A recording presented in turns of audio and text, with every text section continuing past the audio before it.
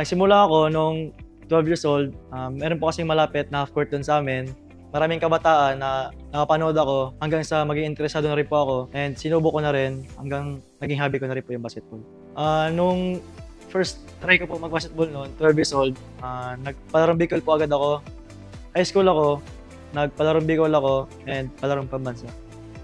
Sa larangan ng basketball, hindi talaga nawawala yung basher, pero di yung naging hadlang para sumuko ako. And mas inigihan ko pa para mapakita sa kanila na kaya ko. Yung paglalaro ko ng basketball, yun yung nakatulong sa akin para makatulong rin kila mama and sa pag-aaral ko po. Siyempre, una-una si God and yung family ko, lagi silang andyan sa bawat laro para supportahan ako. Every time na may game po, kailangan ko magpa-audition sarili ko para maging ready and makatulong sa team namin. Para sa mga kabataan na gustong maging magaling or makaabot sa mga higher leagues, huwag kayong sumuko, ituloy nyo yung pangarap nyo, masigihan nyo pa, and be humble lang po. Maraming salamat sa Ako Bicol Cup. Maraming player ang nabigyan ng chance para mapakita kanilang talento at galing.